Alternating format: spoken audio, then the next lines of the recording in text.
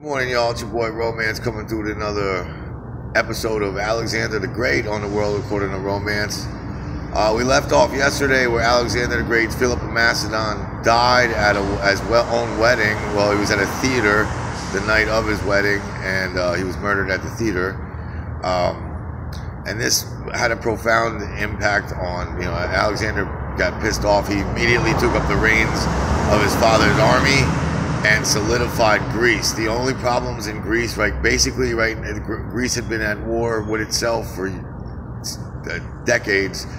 So the fact that this was happening, where a conqueror was going to come in and sweep through and kind of bring a little bit of peace to Greece, most of the nobility kind of went along with it. The one city that did not is the city of Thebes. Now, there's two ancient city of Thebes. There's one in Egypt and there's one in Greece. All right, we're talking about the one in Greece.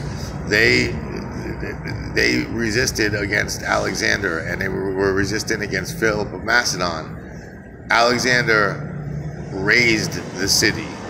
When you raze a city, that's when you kill all of the inhabitants, completely wipe out totally. The population is gone. All the buildings are knocked down. The place is gone. There is no more city. He did that to Thebes. To this day, in archaeology, in the field of archaeology, archaeologists don't bother with Thebes because there's almost nothing left there. There's nothing to find because Alexander completely blew that city to the ground. So the next place that he went was Western Asia, the cities of Western Asia. And the first thing he did to the Greek nobility and the Greek polises was drop the taxes on them. He was a hero from the get-go. He was Alexander, him taking over power. It was people were partying in the streets, man. Everything about this guy, he's the golden boy of history. Believe the hype. And he ran his crew. Okay, was called. They have a name for his crew. His crew he called them the companions. That was what they called themselves. And a couple of them are famous. Hephaestion is probably the most famous. That was actually his lover as well as his best friend in life, bro. They had a very, very complicated and serious relationship, and we'll get into that later.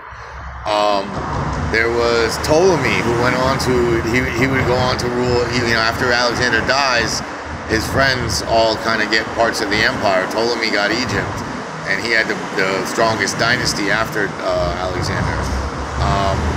There's a couple of other ones that I'm forgetting, but he had a whole crew. The companions rolled thick. They were 100 deep, of his trusted advisors, of his top men, and he in so many ways he treated his army officers and the lowest guys on the totem pole in his army. He would eat with them. He would, he would bunk with them, whatever.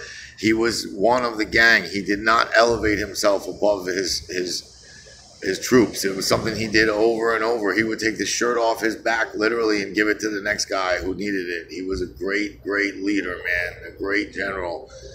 But anyway, he starts plunging into Western Turkey. Now, Turkey we call as a modern name for the country that the ancients called Anatolia. All right, Anatolia is, the western part of it is mostly Greek speaking. And, you got cities like Halicarnassus. All right, Halicarnassus is a major Greek city. One of the great wonders was there. The temple of Artemis was there. Or no, the mausoleum was there. There's so many roads on the western edge of Turkey. Lydia, that's where King Midas was from. I mean, there's just all these cities that are major Greek. Ephesus, that's where the Temple of Artemis was. That's also an ancient wonder of the world, and that was a part of the Greek culture. So all these cities had been conquered in the last 200 years before Alexander by the Persians. And in his mind, he was just taking it back. So one by one, he's picking off these Greek cities, and they're practically opening the gates for him as he's coming. And once he conquers a city, he's levying the tax. No, getting rid of the tax burden. So he's killing it. All right, he gets to a city called Gordian. This is a famous place, and he's chased. The reason he's going after Darius. Darius II is in Anatolia at this time, and he's retreating backwards because he's getting his ass beat by Alexander one by one, little by little. He comes to the city of Gordium. Gordium is famous because there is a famous chariot there, an ancient chariot, and it's the ropes that pull it are tied into this massive, crazy knot. And in legend has it, there's a prophecy that if anyone can untie that knot or make sense of that knot, they'll rule Asia. And I don't know, the word Asia back then usually was referring to like what we now call Turkey or Anatolia. But anyway, Alexander whips out his sword and just cut the knife right in half like butter and said, "I'm the king of Asia." And from then on in, he took that title. And slowly but surely, he pursued Darius across the Turkey, winning each time as he went. Each battle, he was what he could do in sieges was unheard of at his time. It was another advancement that he came through with, was siege. The ability to, most cities were walled, and when you get to a city, when you attack a city, you have to stand outside of it for a long time and fling shit with catapults and use this strange weaponry to batter down the walls or dig underneath the walls. Alexander could kick a city's walls' asses. He knew how to siege a city. Finally, at the Battle of Issus, Issus, in eastern Turkey, I think western Iran, Alexander catches up with Darius I. Darius meets him on the battlefield. And again, Alexander doesn't pussyfoot around. He fights at the head of each battle. He goes in first. He makes it a point to go in first. He's proud about that. He makes it a point to talk about that. He doesn't hang back in the rear. So Alexander's at the front of the army. He's looking for Darius. He amazingly in this battle, they meet eye to eye. They go at each other. Darius flees the battle scene. Alexander ends up winning the day, of course, but it was at the Battle of Issus where Darius fled, but all of his highest lieutenants were captured and his family was captured, his wives and his daughters. Alexander took one of his daughters and all of his family and showed them mercy. He could have done anything they wanted to him, but he said, "I will treat you with respect." And he actually married one of Darius's daughters. I'm not sure which one it was. I don't think it was Roxanne, the most famous. Alexander went on to take 11 wives. Again, this was unusual for a Greek. All of them were Persian. And the reason for that is twofold. One, because he was trying to pacify the population that he was conquering, and he could do that by marrying the wives of kings. Marrying Darius's wife helped him out a great deal with the nobility. The other reason I think of that is because these are the hottest women in the world, man. They're Aryan women, bro. He could have had any women he wanted from anywhere. Again, 11 of his wives, all 11 of the 11 wives he took were Persian.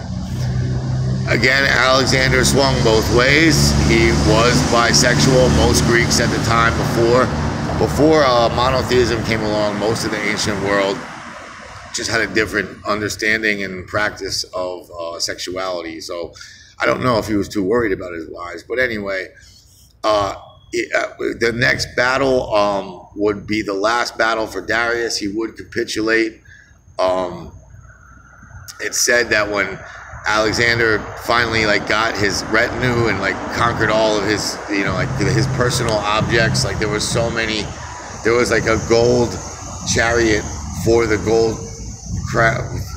golden throne. There's a throne for the throne of a throne for it was just and the Persians were much different.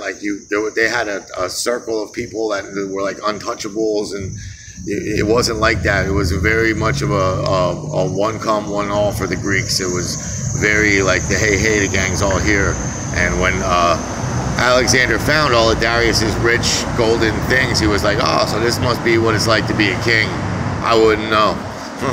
But he found this golden like coffin, this very like sarcophagus that was very, very expensive, and it was empty. And he said, I know what I'll do. This is where I'll put my copy of the Trojan War, the Iliad, in this. I'll keep that there. So that tells you what, you know, was on Alexander's mind, what was most important to him. Alexander did think of himself as Little Achilles. That was his tag name. He thought of himself as the rebirth of Achilles, the Greek hero in the Trojan War. I'm going to end it right there for today. That's part 3. Tomorrow's going to be part 4, the Levantine conquest in Egypt. And I'll finish it up with part 5 in India on Friday. Peace. Have a good day. World According to Romance.